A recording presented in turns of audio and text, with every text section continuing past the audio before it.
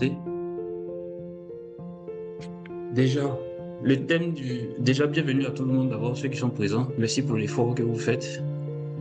Le thème du webinaire, le thème de la mini-formation, ce sont les 7 erreurs du compactage qu'il faut vieillir une route avant l'heure. En clair, de façon très bref, on va voir les petites erreurs qu'on fait, qu'on a tendance à négliger, mais qui nous coûtent très cher plus tard au niveau de nos chaussées, nos routes et autres. Donc, ça sera un échange. Je vais exposer certaines choses. Si quelqu'un a quelque chose à dire, il le déclare. Et puis, s'il a une question, il pose la question, on va répondre. Ça sera vraiment de façon très interactive. Donc, commencer, j'ai une petite question.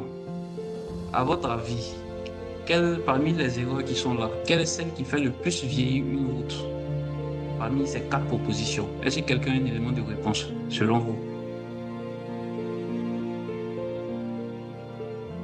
Celui qui veut parler, il ouvre son micro et puis il parle.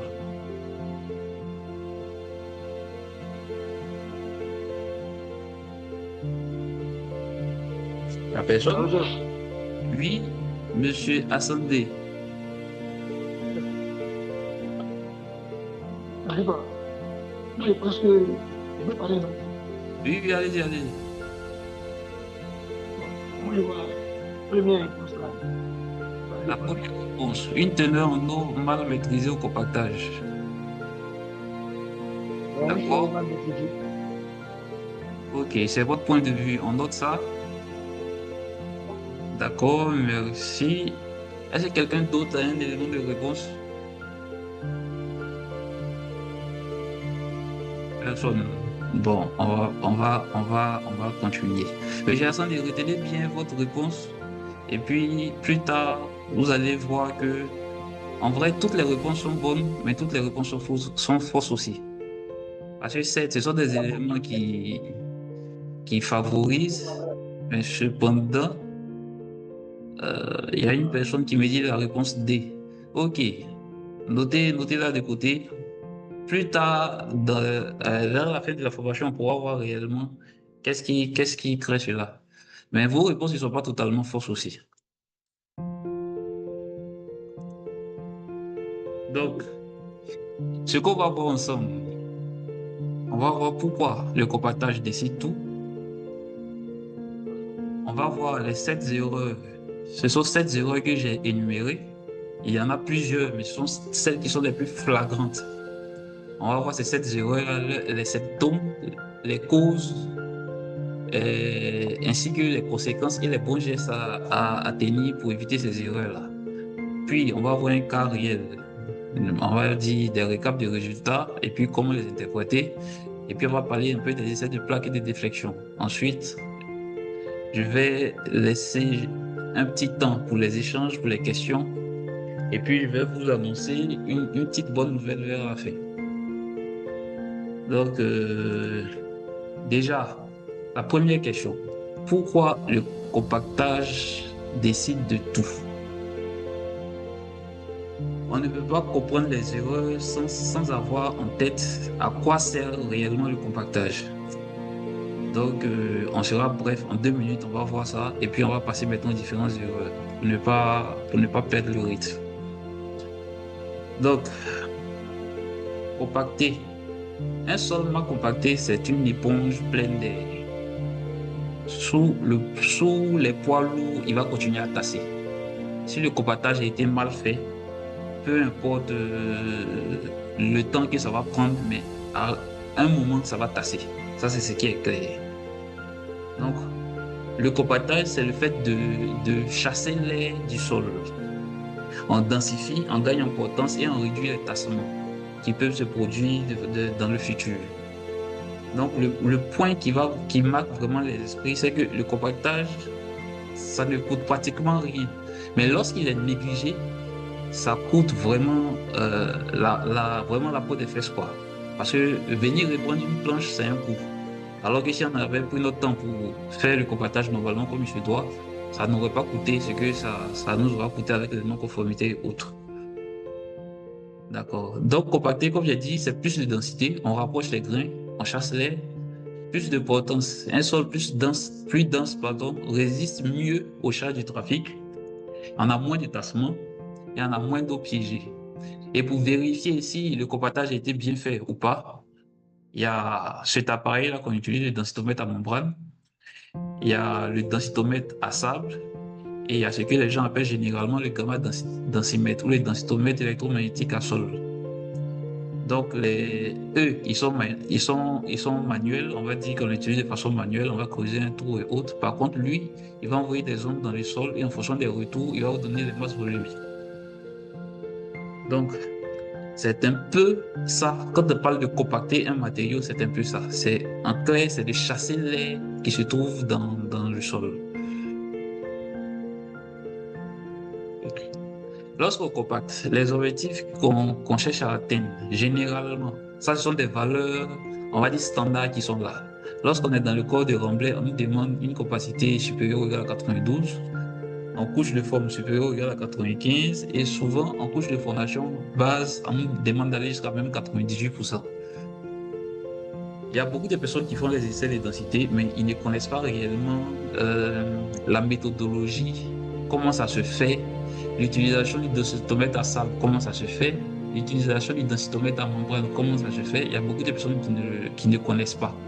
Et c'est ces deux normes que vous voyez là, la NFP 94061-3 et la 94061-2, ces deux normes-là décrivent en détail les méthodologies d'essai pour les deux densitomètres, le densitomètre à sable et le densitomètre à membrane. Pour ce qui est du densitomètre électromagnétique, lui, il n'y a pas de norme, mais c'est plutôt une méthodologie d'essai. Généralement, ça vient avec l'appareil, un mode d'emploi qu'on va utiliser. Maintenant, quand on va sur le terrain, qu'est-ce qu'on fait? Quand on va sur le terrain, on détermine la masse volumique in situ et on fait le rapport de la masse volumique in situ à la masse volumique obtenue au laboratoire pour le même matériau. Et c'est le rapport entre les deux en multiplié par 100 qui nous donne la capacité.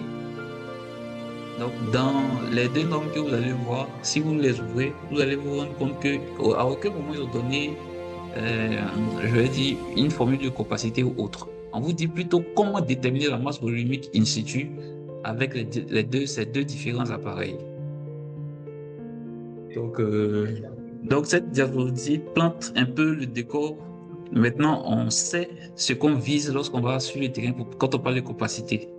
Donc, on va voir maintenant les 7 façons de ne pas, d'obtenir notre capacité, de ne pas avoir la non-conformité sur notre chantier. Mais il faut dire que on va dire, ces valeurs-là sont vraiment des valeurs courantes. Mais les différents machines CCTP fixent les valeurs qu'on doit avoir. Et elles peuvent différencier et même varier de celles que vous voyez là. Ok, donc pour cette première partie qui vient de passer, si quelqu'un a des questions, je suis ouvert. Si quelqu'un a des questions par rapport à cette première partie. Personne? Ok. S'il n'y a pas de questions, on va continuer. Pour les 7 erreurs à venir, c'est qu'on va faire. On va voir les symptômes, le symptôme de l'erreur, la cause, la conséquence et le bon geste. Et comme j'ai dit, ce sont 7 erreurs que j'ai remarquées qui reviennent de façon récurrente lorsqu'on doit aller vérifier le taux de compactage d'un matériau, d'une couche et autres. Mais il y en a plusieurs des erreurs. Et avec l'expérience, on apprend à les éviter. Mais ces 7 erreurs courantes-là, je vais vous donner un peu les symptômes et comment les éviter. La première erreur, ça c'est l'erreur qui est faite par beaucoup de personnes. Je vais dire par beaucoup de terrassiers et autres. Compacter loin de l'optimum. C'est quoi? On va sur le terrain, on approvisionne le matériau, on met en œuvre, on compacte. On ne vérifie pas la teneur en eau. On finit de compacter, il se trouve que au passage des camions, la couche se déforme. Pourquoi la couche se déforme? Question. Là même, à ce niveau même, on ne peut même pas parler de faire des essais. Non, non. Déjà de visu, ça ne passe pas. Comme on a l'habitude de dire. Pourquoi ça ne passe pas? Parce que c'est trop mouillé, parce que c'est trop sec. Mais quand tu dis que c'est trop mouillé, c'est trop sec, c'est par rapport à quoi? Donc le réflexe que tout le monde doit avoir, c'est de vérifier la teneur en eau lors de la mise en œuvre. Ça, c'est le réflexe que tout le monde doit avoir. Le matériau, on connaît son optimum. On connaît sa teneur en eau optimale. Oui. Mais est-ce que lors de la mise en œuvre, sa teneur en eau optimale a été respectée? La question reste posée. Euh, excusez, il y a une question de Monsieur Yu Yakuba. Il demande, il aimerait savoir lequel des essais que j'ai cités plus haut je peux conseiller qui donne de bons résultats. Si je dois les classer par ordre, je dirais l'essai avec le densitomètre à sable d'abord. Parce que le sable a tendance à remplir toutes les cavités du trou qu'on creuse. Déjà, il y a lui. Ensuite, l'essai avec le densitomètre à membrane. Puis maintenant va venir le gamma densimètre, le densitomètre électromagnétique. Lui, il vient dernier parce que lorsque l'utilisation du densitomètre électromagnétique n'est pas maîtrisée, ça a tendance à nous donner des résultats erronés. Alors que l'utilisation du densitomètre à sable et du densitomètre à membrane, ça quand même pour la maîtrise, c'est assez facile. Mais s'il doit choisir le meilleur, je dirais le densitomètre à sable, selon moi. Maintenant, pour revenir à ce que je disais, lorsque on fait la mise en œuvre, lorsqu'on fait la mise en œuvre de nos matériaux sur le terrain, on a tendance à ne pas vérifier la teneur en eau de mise en œuvre. Et ça, c'est un risque que certains décident de prendre, mais qui nous rattrape lorsqu'on doit venir faire maintenant la réception de la couche qui était mise en œuvre. Parce que si tu n'étais pas rassuré que ta teneur en eau est à plus ou moins de ton optimum, c'est-à-dire dans ces environs-là, et que les gars font la mise en œuvre d'un matériau où on a une teneur en eau qui a plus 10, plus 5 de ton optimum, c'est normal qu'au moment de la réception, ça ne passe pas. Donc, la première erreur que les gens font, c'est de ne pas vérifier la teneur en eau avant mise en œuvre. Donc, ils font le compactage de leur matériau loin de l'optimum. Souvent, le matériau il est trop sec, souvent il est trop mouillé. Donc, compacter loin de l'optimum, la couche talonne, elle reste molle, se déforme sous l'engin malgré les passes. C'est-à-dire que tu as fait 1000 passes avec ton compacteur, ton matériau il danse toujours, ou bien il est toujours foisonné en bas. La teneur en eau est trop éloignée de l'optimum porteur, ça c'est la cause. L'eau ne lubrifie plus, il n'y a plus de rangement des grains. La conséquence, à énergie égale, c'est que la même énergie tu vas prendre pour compacter une couche qui a la bonne teneur en eau et une couche qui n'est pas la bonne teneur en eau, tu vas voir que la différence elle est nette. On peut perdre plusieurs points de capacité assez pour passer sous le seuil. Le bon geste, c'est de mesurer la teneur en eau. Il faut toujours mesurer la teneur en eau lors de la mise en œuvre. Ça permet d'anticiper s'il y a lieu d'aérer parce que le matériau il est trop mouillé ou bien il y a lieu d'ajouter de l'eau parce que le matériau il est trop sec. On le fait en même temps et on fait une mise en œuvre une bonne fois pour toutes. Ça, c'est la première erreur que j'ai constatée. La deuxième erreur, ça aussi c'est assez récurrent, c'est assez fréquent, c'est de se tromper d'optimum. Se tromper d'optimum. Tu as testé ton matériau, tu as ton optimum proctor, mais tu viens sur site, le matériau que tu as prélevé à un endroit précis, tu poses cette référence pour aller réceptionner à un autre endroit. Soit tu auras des capacités qui seront trop bonnes selon toi, alors qu'en réalité, ces capacités ne sont pas bonnes. Soit tu auras des capacités qui seront trop mauvaises, alors qu'en réalité, les capacités sont censées être mauvaises, sont censées être bonnes, pardon.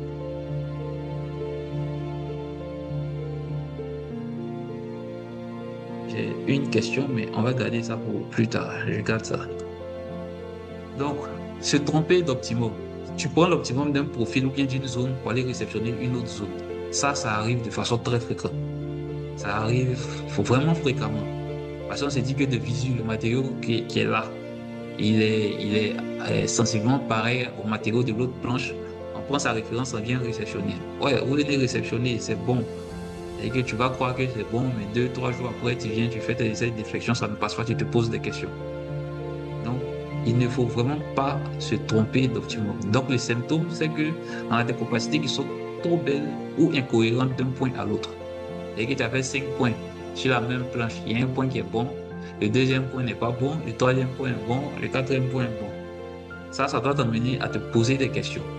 Si ils ont tous la même teneur en eau et que tu vois que les densités sèches sont en train de varier comme ça, il faut te poser la question sur la référence que tu es en train d'utiliser pour faire ta réception. Donc, la cause, comme je l'ai dit, on compare au mauvais porteur. On utilise un optimum porteur normal ou bien un OPM qui n'a rien à voir avec celui qui est du matériau qui a été mis en place. Donc, le verdict de conformité est faux. On accepte une couche faible ou on refuse une couche qui était censée être bonne. Donc, le bon geste, c'est de rattacher chaque contrôle au porteur du bon matériau et à l'énergie exigée. C'est-à-dire que pour chaque zone que tu dois réceptionner, il faut te rassurer que tu as les références exactes de la zone. Ça, c'est la deuxième erreur. La troisième erreur, des couches trop épaisses. Souvent, on dit on doit réceptionner une couche de 30 cm. Mais comme le remblai qui a été fait demandait à recharger et à rattraper peut-être de 10, on vient dire non, on va mettre les 40 cm un coup et puis on va compacter. Ça sera bon. Ouais, on met les 40 cm, on compacte. Toi, tu viens, tu fais ton essai sur les 13 premiers centimètres. Ouais, c'est bon, il n'y a pas de souci. Ta capacité, elle est bonne, elle est atteinte. Et 2, 3 jours après, on vient, il y a eu un affaissement là. Qu'est-ce qui s'est passé? On ne sait pas. On se pose des questions. Il y a eu quoi? Il y a eu quoi? Mais l'énergie qu'il te faut pour compacter 30 cm et l'énergie qu'il te faut pour compacter 40 cm, 50 cm, ce n'est pas la même chose. Logiquement, pour compacter 40, 50 cm, il te faudra une énergie plus forte que pour compacter les 30 cm. Donc, tu vas venir, ta surface, elle est propre, elle est bien.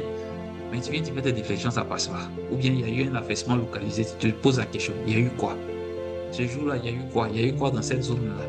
Mais au lieu de compacter 40 cm, tu as compacté seulement que les 20 premiers centimètres du dessus.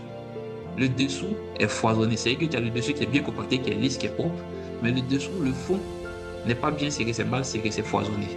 Et à long, avec le passage des engins ou bien des véhicules, le vide qui est là, ça va céder. Vu que c'est du vide, il n'y a pas de grain, ça va céder, il y aura tassement. Quand ça va tasser, on va se poser des questions. Mais on a fait les capacités, c'était bien. Ouais, on a fait les capacités, c'était bien, oui. Mais tu as fait les capacités sur quelle épaisseur, pour quelle couche? C'est de ça qu'il s'agit. Donc, tu auras une surface qui est bien fermée, mais le fond de la couche reste mou. Le tassement après, tu vas observer des tassements après la mise en service. La cause, c'est que l'épaisseur dépasse ce que l'engin peut serrer.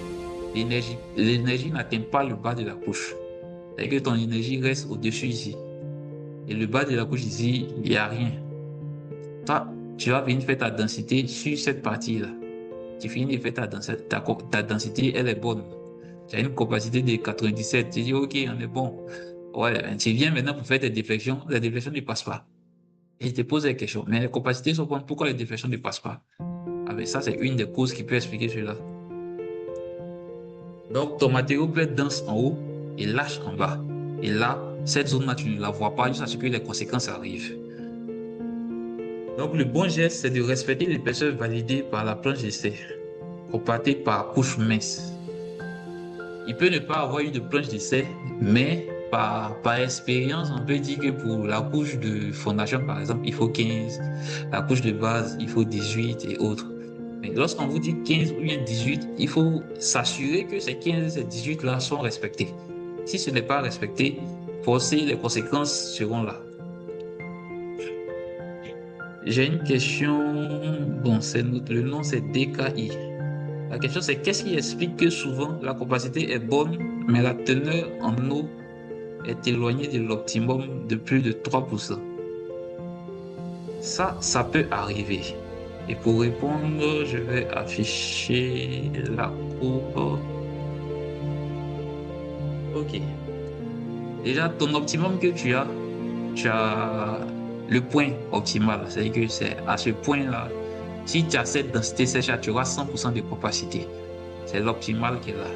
Mais n'empêche que tu peux être ici ou ici, et au lieu d'avoir 100%, tu pourras avoir, je dis n'importe quoi, 96%, parce que tu seras à ce niveau-là. Ouais, tu as 96% parce que tu es à ce niveau. Tu auras ta teneur en eau qui ne sera pas celle-ci, qui va différer de ton optimum qui est là, et tu auras tes 96%. Donc c'est conforme parce que ton machine te demande d'avoir 95%. Mais si tu as une teneur en eau qui est égale à ta teneur en eau optimale, et que tu as la densité sèche optimale, tu vas te retrouver à 100%, ce qui est généralement, ce qui arrive, ce qui ne doit généralement pas arriver. Parce que les conditions de compactage au laboratoire et puis sur le terrain, c'est pas la même chose. Donc, c'est ce qui explique que souvent, tu peux être à ton optimum plus 2 ou bien plus 3, ou bien moins 2 ou bien moins 3, et puis tu as ta capacité qui est bonne. Ouais. Parce que quand on dit capacité bonne, ça ne veut pas dire qu'on a la densité sèche du labo. Ça veut dire que on est bon par rapport à la référence. Si la référence c'est 92 et que tu as ta capacité qui est à 95 et tu as une teneur en eau de plus ou moins 3, ça peut expliquer cela. Donc, c'est ce qui explique un peu cela.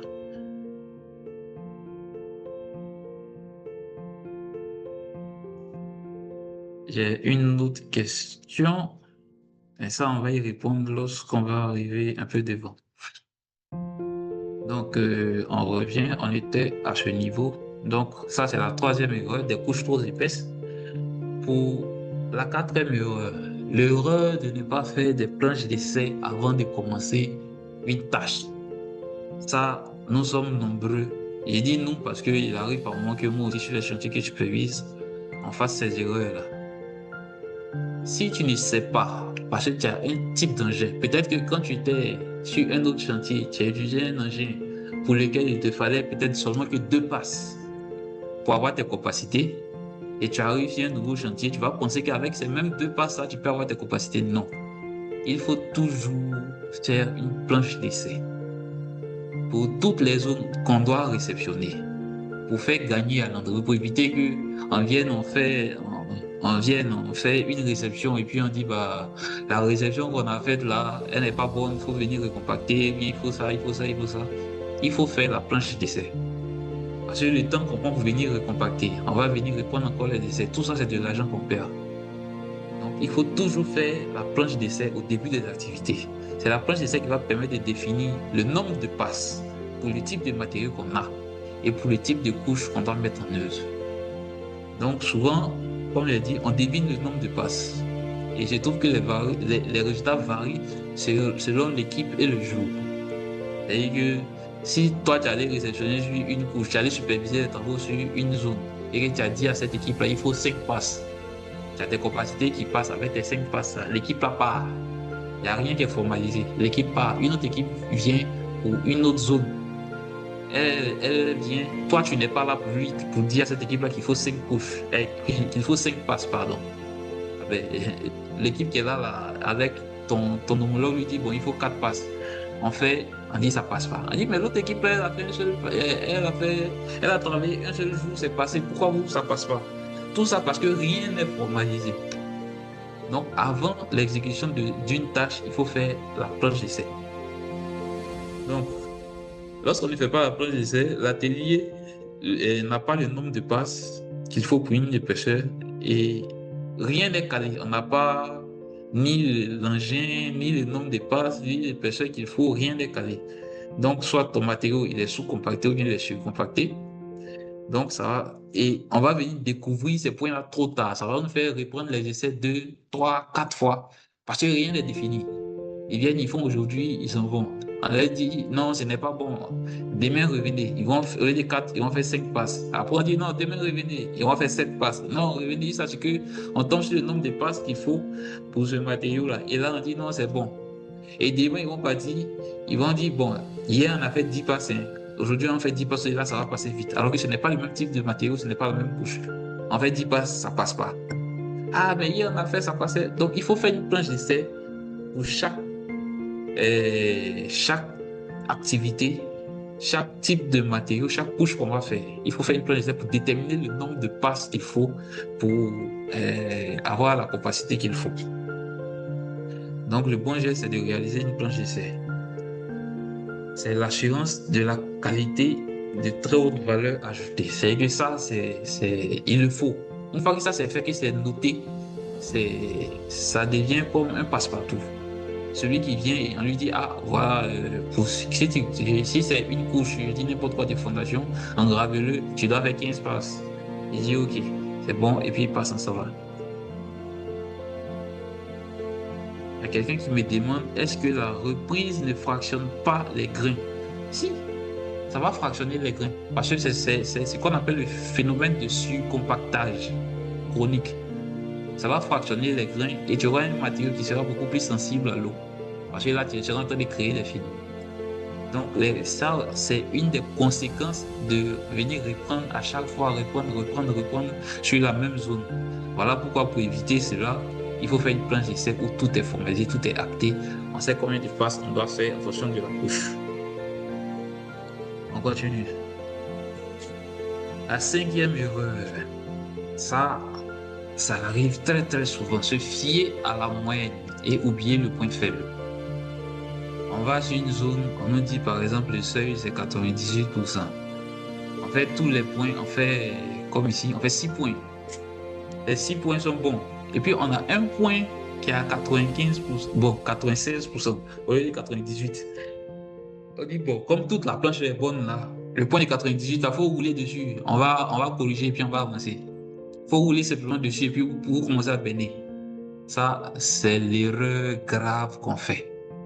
Parce que ce seul point qui a 95 au lieu de 98 devient un point faible pour plus tard. Séance tenante, tu ne vas pas le voir. Mais tu as fini, tu vas monter. Si par exemple on est à la PST, tu vas monter à ta couche de fondation base. Tu as venu mettre ton revêtement. Ok. Un mois après avoir mis ton revêtement, premier nid de poule. Affaissement localisé, nid de poule sort. Tu te poses des questions. Ah, il y a eu quoi ici? Il y a eu quoi ici? Toi, tu as oublié que tu as dit aux gars, les 95%, ils n'ont qu'à rouler dessus, ils vont baigner et puis ils vont passer. Ça, c'est une grosse erreur que l'on fait. Ça, c'est vraiment le genre d'erreur à éviter. Et il n'y a pas que, en termes, lorsqu'on fait les capacités, qu'on fait cette erreur-là. Lorsqu'on fait aussi les déflexions, on fait cette erreur-là. Si tu vas faire les déflexions sur une zone de 200 mètres, ta déflexion caractéristique, elle est bonne. Mais il y a un point dedans qui est à, je vais dire, qui n'est pas bon. Mais quand ta déflexion caractéristique, elle est bonne, tu vois avec tes gars de travaux, tu dis, bon, on va corriger ça là, vous pouvez passer à la couche suivante. Ouais, mais c'est ce seul point que tu n'as pas corrigé là. C'est lui qui demain va venir te créer des problèmes. Donc, au lieu de s'attarder, bon, pas s'attarder, au lieu de s'intéresser à la moyenne, c'est beaucoup plus intéressant de s'intéresser au seul point qui n'est pas bon. Si ta moyenne, elle est bonne, ok, il n'y a pas de souci. Tu as fait ta moyenne de tous tes points, on est bon. Ok, il n'y a pas de souci. Mais ce seul point qui n'est pas bon, là, il faut t'assurer qu'il est corrigé, tu réponds ton essai et il est maintenant bon. Ça va te permettre d'être en sécurité. C'est pareil pour les déflexions. Tu finis de faire des déflexions sur 200 mètres. Ton seul point sur les 200 mètres qui n'est pas conforme là, exige à ce qu'il soit corrigé. Même si ta déflexion caractéristique est bonne, exige à ce qu'il soit corrigé pour éviter des surprises demain. Donc, comme je disais, se fier à la moyenne. La moyenne passe, donc on valide le lot. Non, ça c'est la mauvaise chose à faire. On regarde la moyenne et non le minimum. 1 ou 2 points sont sous le seuil. Ça, c'est pas bon. Des zones faibles en fluide qui amorcent le nirage et le faïençage. Comme je disais, ce sont des zones faibles qu'on ne va pas regarder, mais ces mêmes zones faibles-là, demain, ce sont ces zones-là qui vont nous créer toutes sortes de problèmes. Le bon geste. Le bon geste, c'est de statuer sur le point faible, reprendre les zones non conformes, pas de s'assurer avec la moyenne. C'est pas parce que la moyenne est bonne qu'on va dire que tout est bon. Le bon geste, c'est de vraiment statuer sur le point le plus faible. Si lui, il est bon et que ta moyenne est bonne, ok, on peut passer à autre chose. Sinon, il faut s'atteler à corriger ce point-là pour éviter les surprises demain. La sixième erreur, des mesures non représentatives. Parce que mon marché m'a dit de faire un point de densité chaque 200 mètres, les gars, ils ont fait la mise en œuvre de 200 mètres, il vient, il fait un seul point et puis il valide toute la zone. Non, ça ne se fait pas. Il faut avoir un nombre de points quand même assez représentatif. Bien vrai que mon marché a dit un point chaque 200 mètres, mais ton seul point que tu as fait là, tu penses que c'est assez représentatif pour le travail de 200 mètres que les gars ont fait? Non, quand c'est comme ça, il faut faire des points intermédiaires. Il faut faire des points de sorte à ce que ça puisse représenter le travail qui a été fait. Donc le marché peut te demander de faire un point chaque 200 mètres. Mais toi, tu vas dire, ouais, pour vérifier cette planche de 250 mètres que vous venez faire, je vais faire un point chaque 100 mètres avec un point au milieu. Ça va me faire 3 points à faire pour m'assurer que le travail que vous avez fait là, c'est bon. Ça, il faut le faire. Donc, on a des valeurs qui sautent. Ça, c'est quand on parle de mesures non représentatives, il y a cela. Il y a l'utilisation du matériel qui n'est pas étalonné. Ça aussi, c'est un problème. Un matériel qui n'est pas étalonné te donne des résultats qui ne reflètent pas la réalité. Quand il parle du matériel pas étalonné, il y a ta balance. Si elle n'est pas étalonnée, si ton comparateur n'est pas étalonné, il va te donner des résultats qui ne reflètent aucunement la réalité ou des résultats erronés.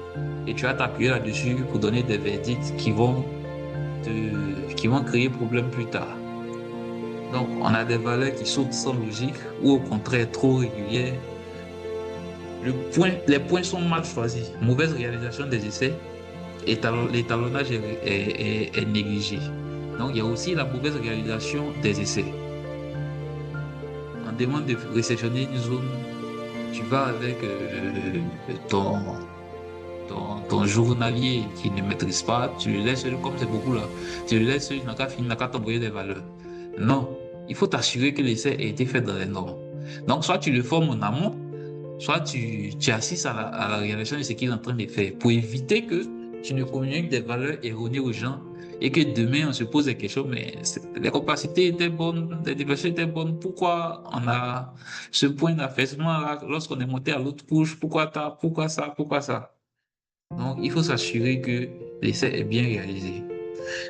Donc, la conséquence des mesures non représentatives, c'est qu'on pilote la qualité du chantier avec une boussole faussée. C'est-à-dire que les gens naviguent à l'aveugle, quoi. Ils vont croire que leur travail il est bon alors que leur travail n'est pas bon. Ou bien ils vont croire que leur travail il est bâclé alors qu'en réalité ils font du très bon travail. Tout ça parce que quoi?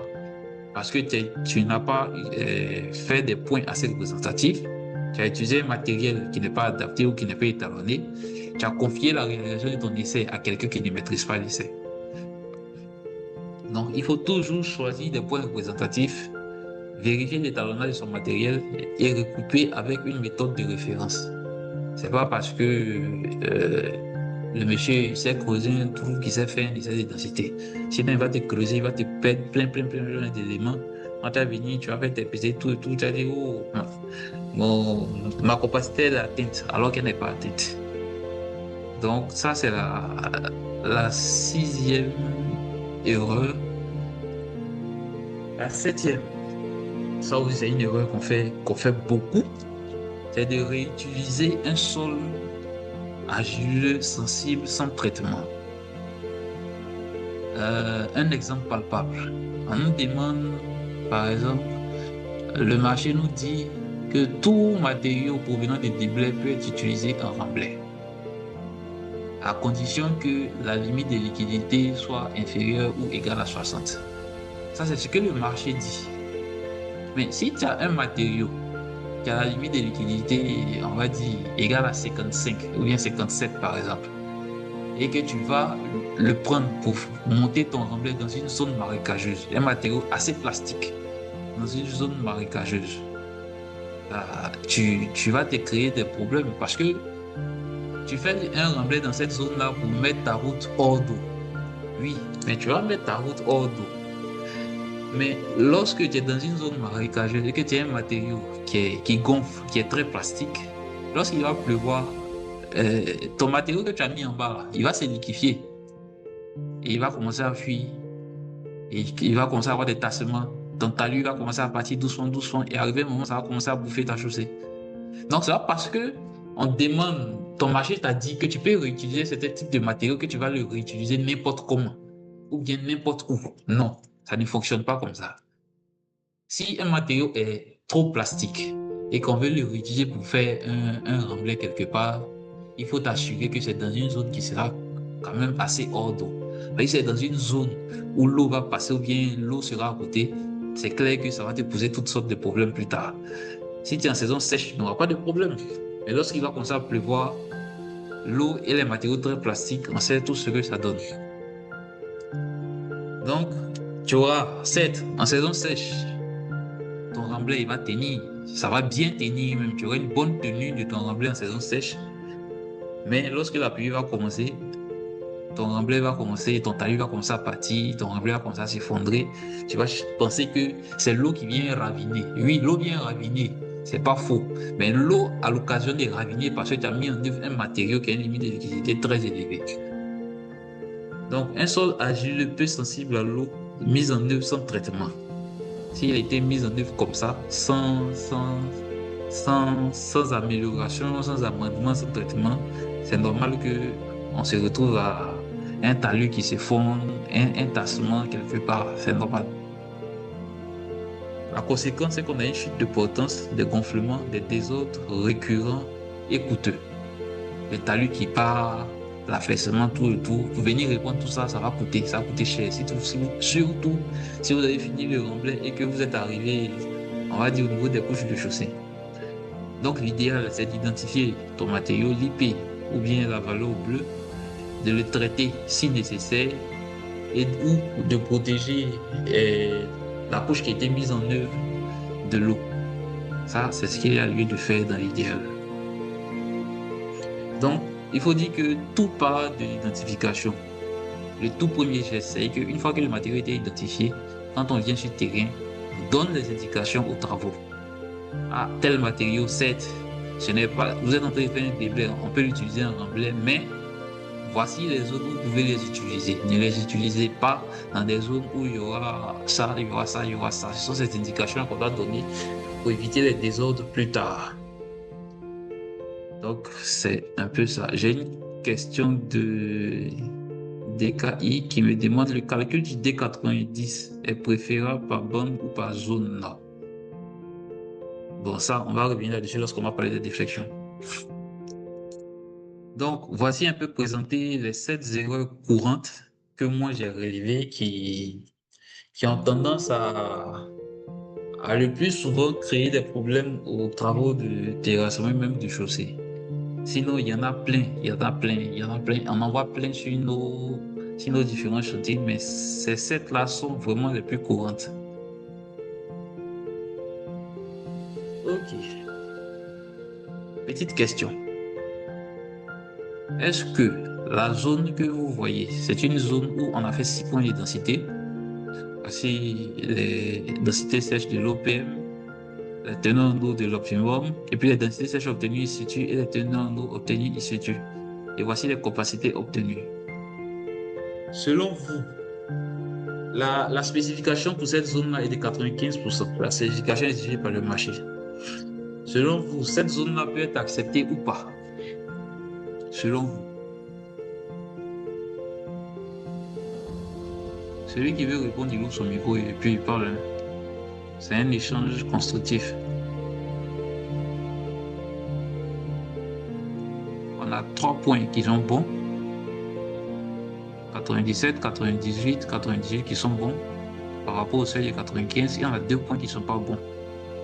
Selon vous, cette zone-là peut être acceptée ou pas?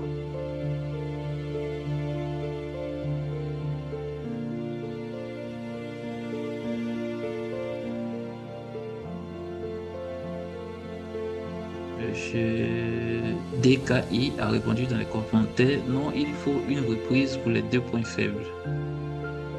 Oui, effectivement, il faut une reprise pour les 2 points faibles parce que bien vrai que la moyenne soit bonne, on a quand même 2 points qui sont en dessous du seuil.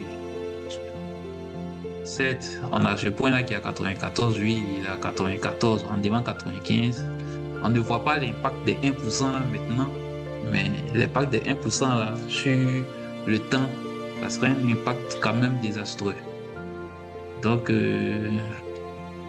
Il y a M. Yassine qui dit qu'il faut reprendre le compactage au point 3 et 4. Effectivement, c'est ça. Donc, on est tous d'accord que, bien vrai que la moyenne du lot de tous les points qu'on a fait soit bonne, bien vrai qu'on ait 3 points qui soient bons sur les 5, mais à cause de ces 2 points, ce point qui est limite et ce point, on va dire, ces 2 points qui sont cette limite, il faut qu'on reprenne les travaux dans ces deux zones-là et qu'on reprenne aussi les essais pour chercher à savoir, pour qu'on ait une zone qui sera quand même conforme avant de passer à la couche supérieure. Ça, nous sommes tous d'accord là-dessus. Et c'est exactement ce type de raisonnement que cette petite formation-là veut vous donner. Il faut qu'on raisonne de cette manière-là. Certes, le lot est bon, mais les éléments qui sont défaillants dans le lot, ce sont sur ces éléments-là qu'il faut s'attarder. Parce que ce sont ces mêmes éléments-là qui vont créer des désordres lorsqu'on va arriver au niveau des couches de chaussée, lorsqu'on n'aura pas atteint la durée de vie de l'ouvrage et on va commencer à observer ces désordres-là.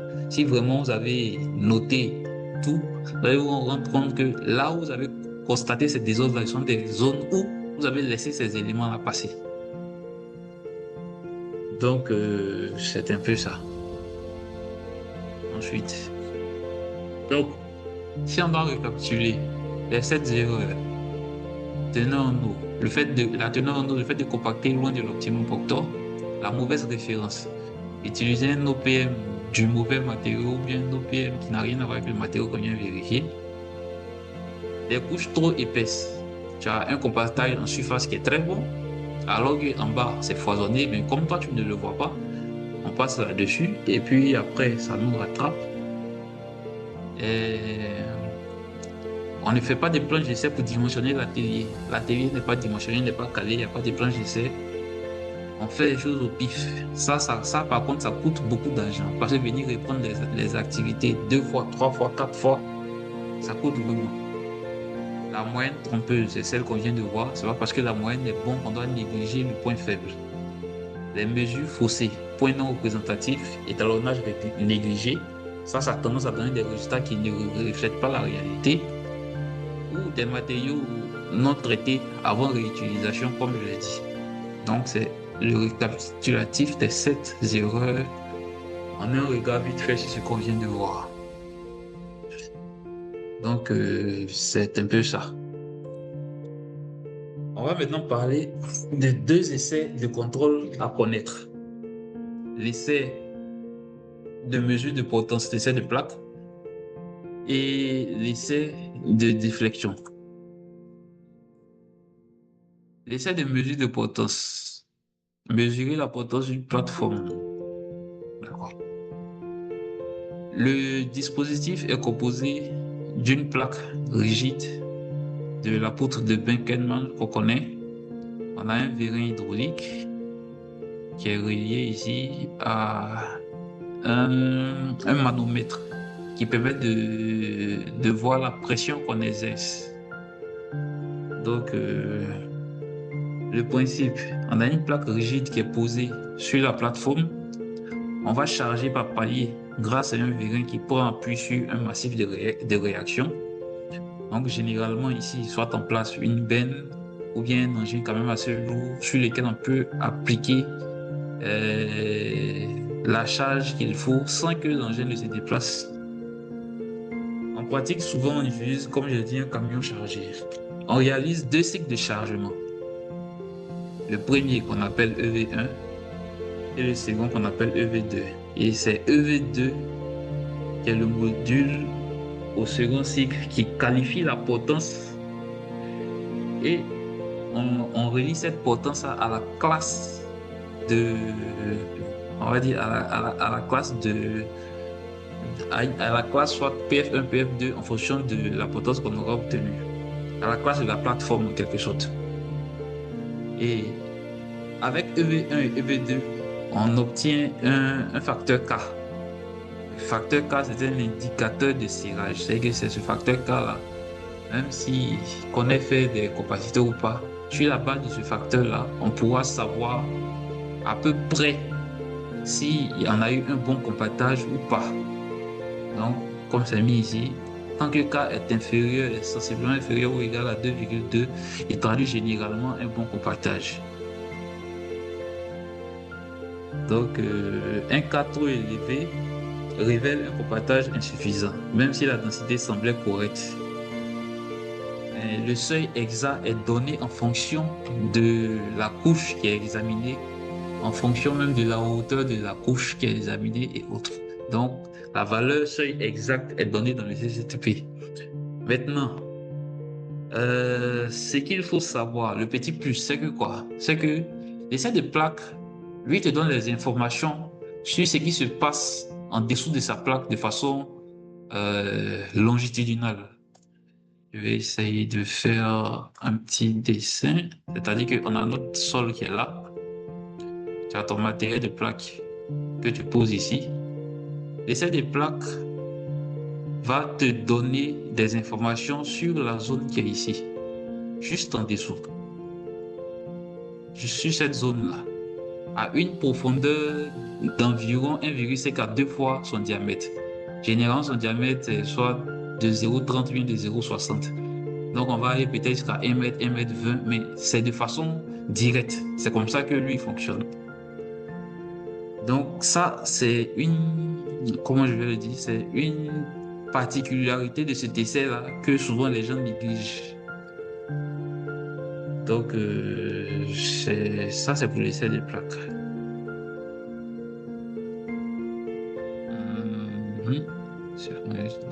Ok.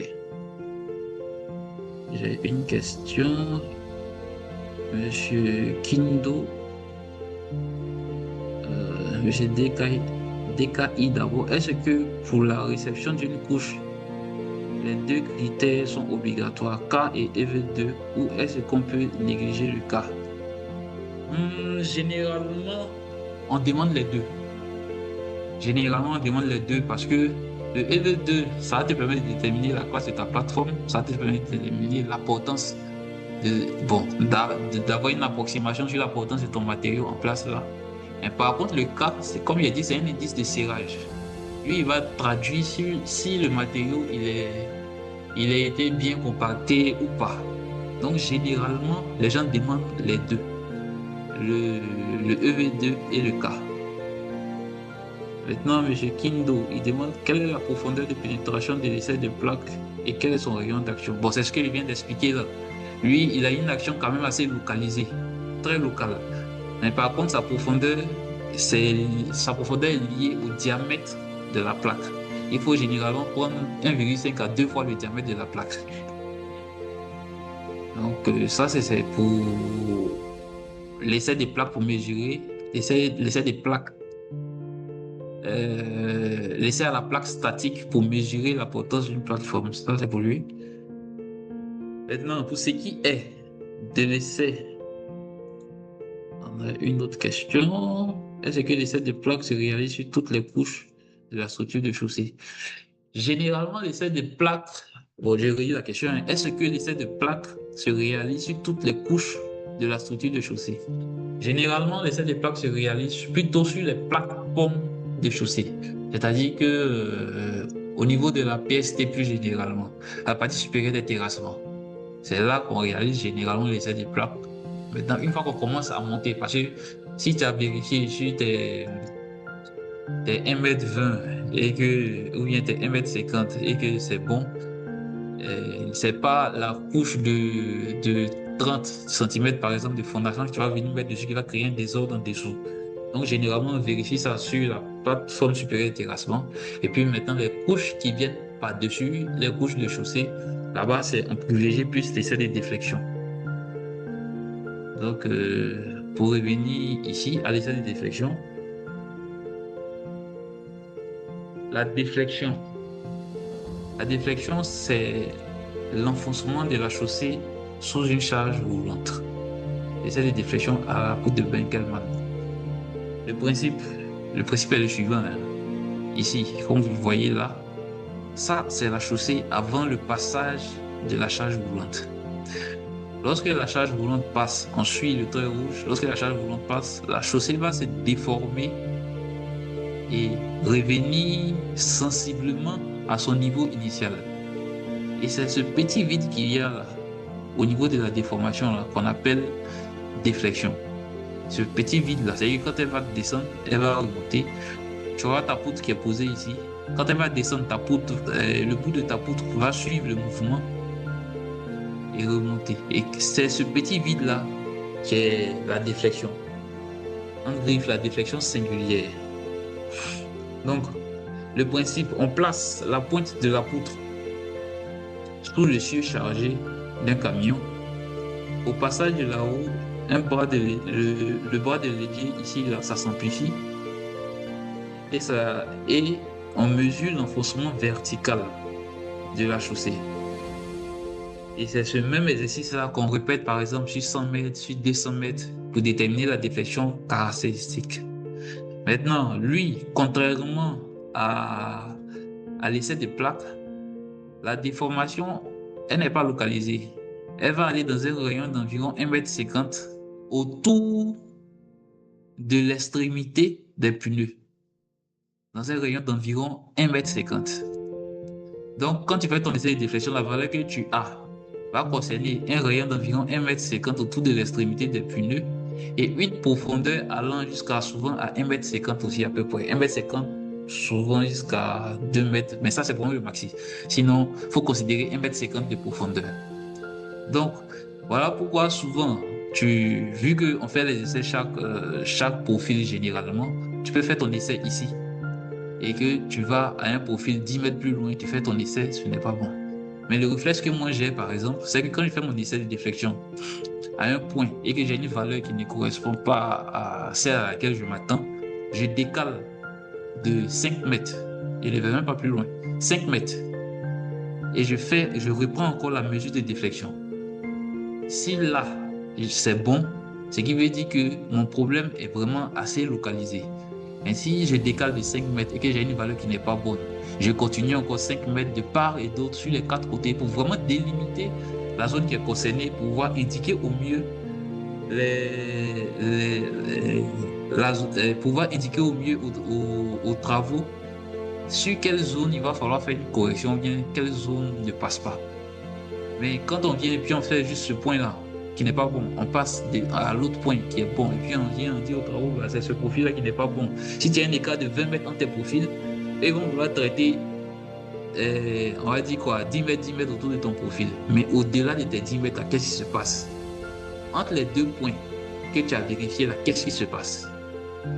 Si tu n'as pas fait une vérification de ce genre-là, c'est un point qui va te rattraper plus tard. Et c'est vrai que l'essai de déflexion nous donne des valeurs, oui, qu'on doit regarder, qu'on doit suivre. Mais au-delà de cela, au passage du camion, il faut avoir le bon réflexe d'examiner la couche au passage du camion. Même si c'est dans une zone où tu n'es pas censé faire un essai, ce n'est pas sur un profil, mais que le camion passe et qu'on a une déformation, ça ne coûte rien de s'arrêter là à vérifier. On vérifie, ce n'est pas bon, on interpelle. Ah les gars, cette zone-là, on a vérifié la déflexion, ce n'est pas bon parce que voilà. Et on fait la correction pour s'assurer que demain, ça ne va pas nous rattraper. Donc, je vais revenir à une question qui a été posée un peu plus haut, qui me demandait le calcul du D90, c'est-à-dire la déflexion caractéristique, est préférable par bande ou par zone? Bon, je suppose que quand vous dites par zone, c'est-à-dire on va calculer la déflexion caractéristique en prenant les valeurs de la chaussée gauche et de la chaussée droite. Non. L'idéal, c'est de calculer ton D caractéristique par bande. C'est-à-dire que quand tu prends un côté, le côté gauche par exemple, tu fais tes mesures sur 200 mètres et tu calcules la déflexion caractéristique. Plutôt que de vouloir prendre les mesures 200 mètres de toutes les valeurs gauche et droite, vous pouvez calculer la déflexion caractéristique, ça ne sera pas assez représentatif. Et généralement, dans les CCTP, on demande de calculer la déflexion caractéristique chaque 200 mètres par côté, pour ne pas dire par bande. Donc, il est préférable de faire le calcul par bande. Une autre question. Dans le cas du renforcement de la structure d'une chaussée, bitumée ou non, le long de laquelle il y a eu de gros remblais, Quel est l'essai in situ habilité à effectuer pour connaître l'état de la structure de chaussée? Il faut faire les deux. Il faut faire les deux. Si la chaussée est bitumée, c'est l'essai de déflexion qui nous permet de déterminer l'état de la structure de chaussée en place. Mais si la chaussée n'est pas bitumée, que c'est, on va dire quoi, c'est une zone de repos lourd, léger, qu'on doit venir voir l'état de la structure de chaussée en place, c'est conseillé de faire les déflexions et l'essai des plaques. Mais l'essai même par excellence pour, pour, pour faire l'auscultation d'une chaussée, c'est l'essai de déflexion. Et puis à lui, on va ajouter maintenant les essais d'identification de matériaux et autres. Ça, c'est le standard. Mais l'essai recommandé, lorsqu'on va faire l'auscultation d'une chaussée, en plus de l'auscultation visuelle, on fait l'essai de déflexion. C'est l'essai de déflexion qui va te donner le comportement réel de ta chaussée sous ton trafic. Donc, c'est l'essai de déflexion qui est priorisé pour déterminer l'état de la structure de chaussée. Donc, voilà ainsi présenté l'essai de déflexion. Et généralement, pour avoir l'état, que ce soit une structure neuve ou une ancienne structure, pour voir l'état de ta structure de chaussée, si elle n'est pas revêtue, en plus des essais de compacité pour vérifier le compactage, il faut faire les essais de déflexion. C'est vraiment, vraiment conseillé. Parce que tes essais de compacité, tu les fais chaque 100 mètres ou bien même chaque 200 mètres. Sur 1 kilomètre, chaque 200 mètres, tu as fait 5 points de compacité. Ouais, sur 1 kilomètre, 5 points, c'est quand même assez représentatif, oui. Mais entre tes 5 points-là, qu'est-ce qui se passe au milieu? Tu ne sais pas. L'essai qui te permet au mieux de savoir ce qui se passe entre tes 5 points-là, c'est l'essai de déflexion. Parce que lui, au moins, tu le fais à chaque profil. Donc, l'essai de déflexion est vraiment recommandé pour accompagner l'essai de compacité, pour avoir un état de compactage de ta couche qui a été mise en œuvre. Donc, voilà ainsi présenté l'essai de déflexion. Si vous avez des questions avant qu'on passe à la suite, bon, la suite même, ce sont vos questions. Donc, je suis ouvert pour les différentes questions avant la petite annonce que j'ai à faire. Celui qui veut poser des questions, ben, il ouvre son micro et puis il pose ses questions.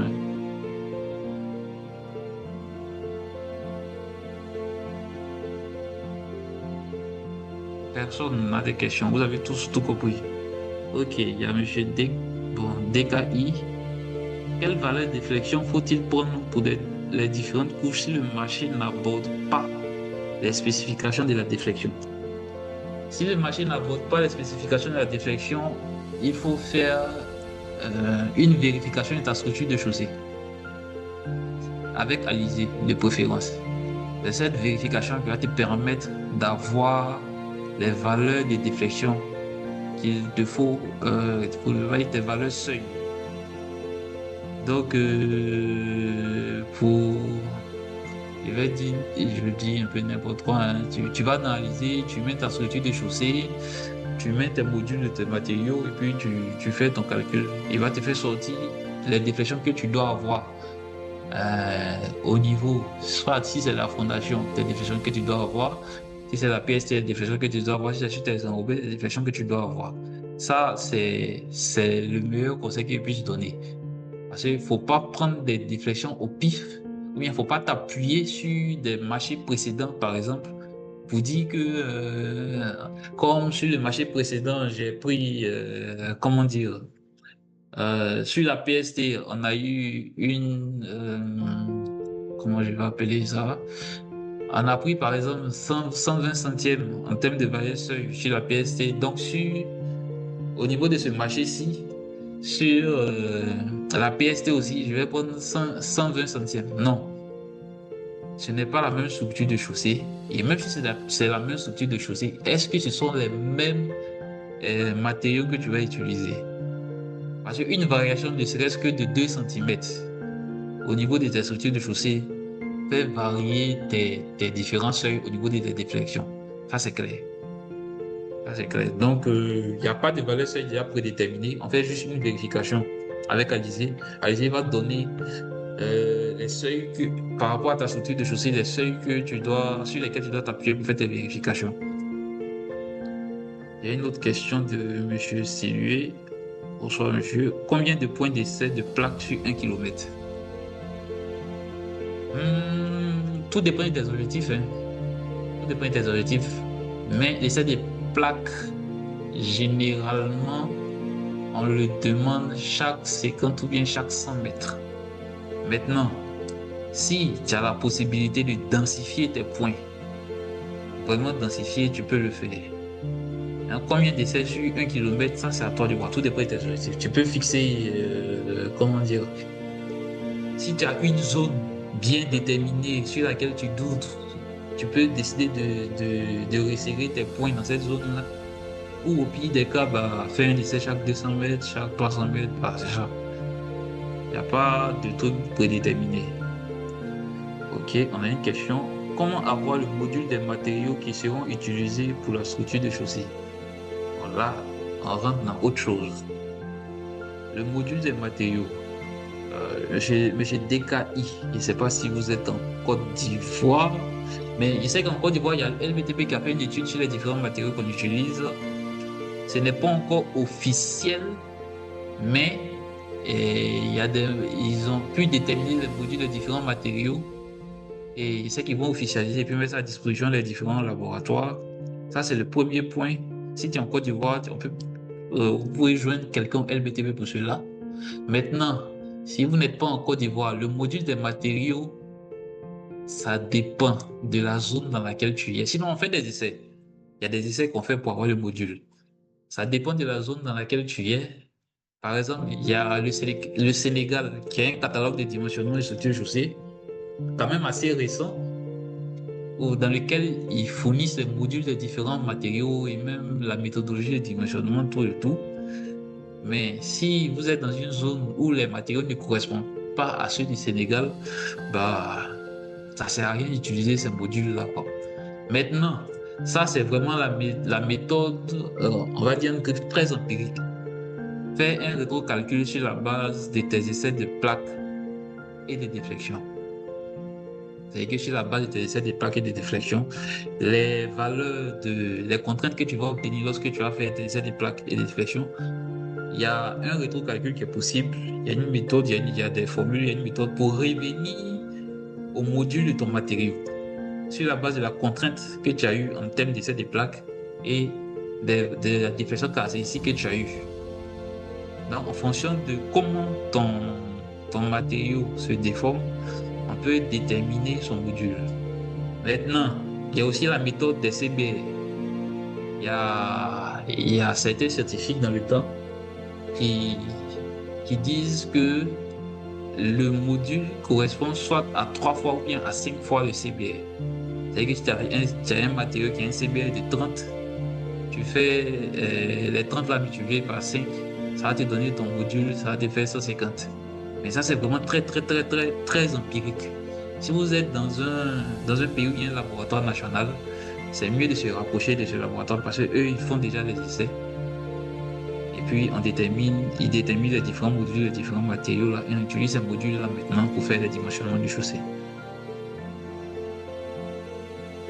Je pense avoir répondu. Si quelqu'un a une autre question,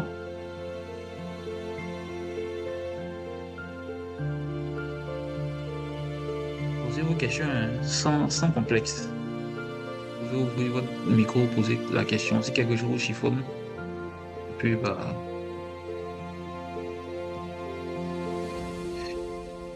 il n'y a pas d'autres questions. Ok. Vu qu'il n'y a pas d'autres questions, ou bien si quelqu'un a une situation problème que la personne rencontre dans le domaine toujours des terrassements et autres, vu que c'est un peu le sujet. Si quelqu'un a une situation problème que la personne a rencontré ou bien que la personne rencontre actuellement, la personne peut exposer. On va en débattre juste 5 à 10 minutes là-dessus.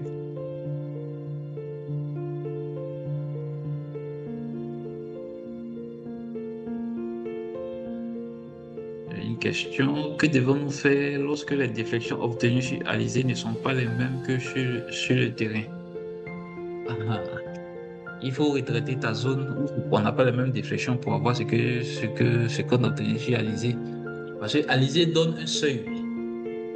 Donne un seuil. Normalement, si Alizé te dit que tu dois avoir 60, bon, 80 centièmes au niveau de ta couche de base, et que puis on va dire quoi, 90 centièmes au niveau de ta couche de fondation et autres. Et que si ta couche de fondation t'a obtenu exactement tes 90 centièmes, et que si ta couche de base n'a pas tes 80 centièmes, il faut te poser des questions sur comment ta couche de base a été mise en œuvre. Il faut retraiter la zone.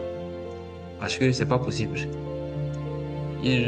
Parce que c'est quand je te donne comme seuil.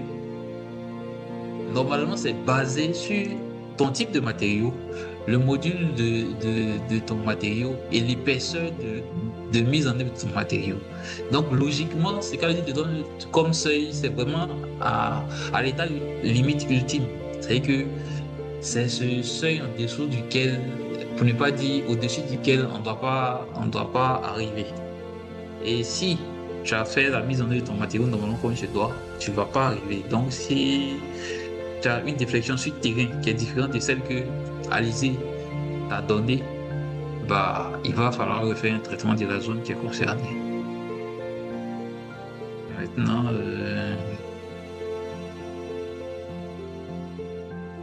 il y a quelqu'un qui me demande s'il y a un logiciel pour les essais BTP.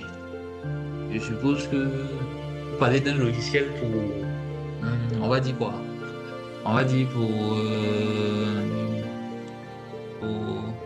peut-être la saisie des PV, l'interprétation des résultats, nanana, tout ce qui rentre dans tout ce qui rentre dans la géotechnique du BTP. Il y a des logiciels qui existent et soyez rassurés, ils ne sont pas gratuits, ils sont payants. Ça, c'est clair.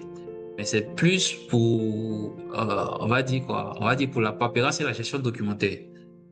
C'est-à-dire que tu as fait ton essai, un modèle de PV que tu vas remplir pour pouvoir faire l'impression de ton PV, un suivi, ton matériel rentré quand, il y a tel essai que tu devais faire, tu n'as pas encore fait, tout et tout. C'est ce genre de logiciels-là qui existent. Ce sont plus des logiciels de gestion que des logiciels on va dire quoi, de calcul ou autre. Maintenant, il y a des logiciels de calcul, c'est-à-dire que tu t'en fais ton essai, tu viens, tu mets tes paramètres dedans. Et puis lui, il te fait sortir par exemple ta coupe Proctor automatiquement, ou bien ta coupe AG avec le taux de fine, te détermine la densité sèche optimale. Oui, il y a des logiciels qui existent. Il y en a plein même. Si vous faites des recherches sur le net, vous allez en trouver. Il y en a plein. Il y en a plein. Moi-même, j'en ai utilisé deux. Il y en a plein. Donc, l'autre question. Et si EV2 est inférieur à EV1, qu'est-ce qu'il faut faire? EV2 inférieur à ton EV1. Ton essai a été mal réalisé, il faut le répondre. Parce que ton EV1, c'est le premier tassement. C'est-à-dire que quand tu vas faire ton essai, ton premier chargement, ton EV1, il va réduire tes vides, ton EV1. Donc, tu n'auras pas une bonne résistance parce qu'il sera en train de réduire les vides. Mais par contre, ton EV2, lorsque tu fais le deuxième chargement, il n'y a presque plus de vide là-dedans. Donc, ton EV2, lui, maintenant, la résistance sera plus forte. Donc, si tu es dans ce cas où ton EV2 est inférieur à ton EV1, je pense qu'il va falloir répondre ton essai. Soit tu décales un peu, tu réponds ton essai, mais en tout cas, il y a un souci. C'est l'inverse qui est logique.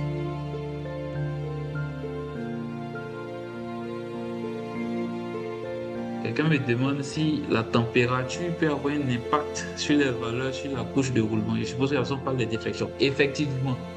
Parce que sur la couche de roulement, un béton bitumineux, un enrobé hydrocarboné, lui, avec une forte température, le lien a tendance à se diluer, ou du moins à se dilater, pardon. Donc, ça peut avoir une influence sur tes déflections. Donc, je sais qu'il y a un paramètre de correction qui est lié à la déflexion, un paramètre de correction lié à la température lorsqu'on fait les déflexions. Ce sont ces différents paramètres de correction qu'il va falloir appliquer Lorsque tu fais tes déflexions par temps très chaud, ça c'est généralement par temps très chaud. Sinon, par temps frais, il n'y a pas de souci. Ça, c'est la deuxième question. Quelqu'un me demande Alizé, c'est quoi? Ok, Alizé, c'est un logiciel de dimensionnement de structure de chaussée. C'est un logiciel, on l'ouvre, on lui met les différentes couches qu'on veut. C'est-à-dire qu'on va dire, par exemple, euh, je veux une fondation, j'aurai une PST avec un matériau de CBR 30, une fondation, un matériau de CBR 40, une base, un matériau stabilisé. On met toutes ces informations dedans, on lui donne le trafic, c'est-à-dire que notre route sera soumise à quel trafic. On lui dit quelle zone dans laquelle on est, comment le trafic va évoluer, et puis on ajoute encore d'autres paramètres. Et puis lui, il nous dit si ce qu'on décide de prendre, utiliser comme outil de chaussée là, si ça sera bon, si ça correspond à notre trafic ou pas, si c'est bon pour notre trafic ou pas. Et en même temps, il nous dit si on doit l'utiliser, par exemple, sur une durée de 20 ans, pour ton trafic, si tu dois le mettre en œuvre, voilà tes déflexions seules que tu dois avoir et il donne plusieurs autres paramètres. Donc, en clair, c'est un logiciel de dimensionnement de chaussées. On le prend pour dimensionner les différentes structures de chaussées qu'on va utiliser. Ok. Quelqu'un me demande est-ce qu'on peut toujours se baser sur le CEBT 1980 pour nos dimensionnements? Tout dépend de tes objectifs, hein. Sinon, oui, on peut se baser là-dessus. Mais comme je l'ai dit, tu te bases là-dessus, mais après, il faut revenir vers Alizé. Vers Alizé. Ou bien, il faut revenir vers... si tu es en Côte d'Ivoire, il y a forcément un catalogue de dimensionnement LBTP qui est là. Tu reviens vers ça. Sinon, on peut se baser là-dessus, mais il faut revenir vers Alizé pour avoir une optimisation de tes paramètres. Sinon, ce BTP 1980, on l'utilise encore, mais il n'est plus trop d'actualité, puisqu'il y a certains paramètres dedans qui ne reflètent pas réellement, qui ne reflètent pas la réalité du terrain. Donc, je ne sais pas s'il y a eu une actualisation, ça il faut que je vérifie. Mais en tout cas, pour ma part, pour les dimensionnements, j'utilise le catalogue LBTP pour déterminer la structure de chaussée qui va correspondre, tout et tout, et les modules. Et puis, je fais une vérification avec Alizé, un dimensionnement proprement dit dans Alizé. Donc, c'est un peu ça. Ça, c'était pour vos questions. S'il n'y a plus d'autres questions, je pense qu'on va passer à la suite. Ça fait quand même 1 heure de temps qu'on est là. Donc, la suite, c'est quoi? La suite, c'est que je suis en train de préparer une formation qui sera certifiante. C'est qu'une formation au bout de laquelle on va délivrer un certificat. Et je pense que ça va aider beaucoup. Ça va aider beaucoup. Donc, la formation va s'articuler autour de quoi? Autour de tout ce qui est géotechnique routière, entre griffes. C'est-à-dire qu'on va parler de la prospection géotechnique. Prospection, on va pas aller sur le terrain pour faire la prospection, mais lorsqu'on fait la prospection, il y a des outils qui nous permettent d'avoir un bon rendu. Des outils de cartographie. C'est-à-dire, il y a des outils il y a Google Earth Pro, il y a une autre application qu'on appelle Maps.me. Mais comment utiliser ces applications-là pour faire un bon rendu? Il y a d'autres encore qui sont à l'étape d'aller faire leur prospection, ils reviennent, ils font un truc à la main, le puits 1 ici, puis 2 là. Alors qu'avec ces outils-là, tu auras une précision, tu auras une cartographie réelle de ce qui a été fait sur le terrain. Donc, on va parler de ça. On va parler de comment utiliser ces outils-là, ces deux outils-là pour avoir un bon rendu lorsqu'on vient de la prospection. On va parler des essais d'identification des matériaux. Porteur, AG, limite, CBR, pas à pas, le mode opératoire et l'exploitation des courbes. Parce que c'est bien beau de savoir faire un essai, mais il faut savoir que l'essai que tu es en train de faire, il y a des paramètres à ne pas négliger là-dedans. Et beaucoup négligent ces paramètres-là, surtout au niveau du Proctor et du CBR. Il y a des paramètres qui, lorsqu'ils sont considérés, changent carrément la donne. Parce que souvent, on prend un matériau, on vient, on tape au laboratoire, on prend la référence, on fait la réception, ce n'est pas bon. Les gars, ils recompactent, ce n'est pas bon, ils recompactent, ce n'est pas bon. Est-ce que finalement, on vous demande, vous nous assurez que vous faites bien vos essais là? Ce n'est pas parce que l'essai est mal fait, mais c'est parce qu'il y a un ou deux paramètres qui sont censés être considérés, qui, si on les considère, vont carrément donner une autre densité sèche et une autre en eau, et que les gens ne considèrent pas. Et ces deux paramètres-là doivent être considérés pour pouvoir aller faire ta réception sur terrain. Donc, on va parler de ces paramètres-là. Maintenant, on va parler de l'utilisation et l'utilisation des résultats obtenus au laboratoire dans le contrôle in situ. Et que tu as fait ton AG, tu as eu un taux de film, j'ai dit n'importe quoi, des 40, tout ça. Oui. Bon, quand tu donnes cette information-là, quand tu la donnes à ton chef d'équipe qui est sur le terrain, qu'est-ce qu'il est censé en faire? Comment il est censé utiliser cette information? Il l'utilise comment? C'est de ça qu'il va s'agir. On va parler des études de formulation. Bon, l'étude de formulation de béton, on a déjà fait la formulation gratuite, mais on va parler de l'étude de formulation sol-ciment et l'étude de formulation béton-bitumineux, avec les enrobés bitumineux. On va parler de la gestion documentaire d'un laboratoire géotechnique routier. Tout à l'heure, on a posé la question de savoir s'il y a une application pour les essais dans le but du BTP. J'ai parlé de gestion documentaire. Gestion documentaire, c'est-à-dire que comment gérer. C'est-à-dire que vous faites les essais, tout, mais le rendu, la gestion des données. Parce que tu as fait 1000 essais, oui, on te demande de faire un point, soit te demande de faire un point, tu ne sais pas comment le faire, ou bien tu n'as pas de tableur qui te permet de le faire. Ça, c'est un problème. Et il faut savoir, même si tu as un tableur, il faut savoir agencer les choses de sorte que quand tu fasses ton rendu, quand tu fasses ton retour, on ne te repose plus 1001 questions. Et il y aura encore d'autres choses là-dedans. Donc, je suis actuellement pour parler avec des établissements qui délivrent des certificats avec des certificats quand même reconnus. Je suis pour parler avec eux pour qu'ils intègrent la formation là-dedans, pour que lorsque je vais vous la dispenser, on puisse vous remettre des certificats à la suite. Donc, c'est un peu la nouvelle que j'avais à partager avec vous. Et elle va se faire 100% en ligne. Il y aura 10 modules. On va la faire sur 10 séances. Donc, on va dire pratiquement 1 mois et demi. Ça sera les week-ends. Vu que beaucoup travaillent en semaine, ça sera les week-ends sur 1 mois et demi. Sur 10 séances. Et il y aura des évaluations.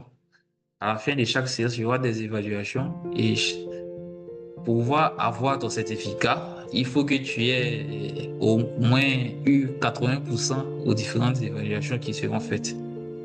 Donc, à la suite de cela, je pourrais vous donner des supports Excel pour vous permettre de travailler librement sur vos différents chantiers, une boîte à outils, et puis il y aura les replays de la formation qui vous seront donnés.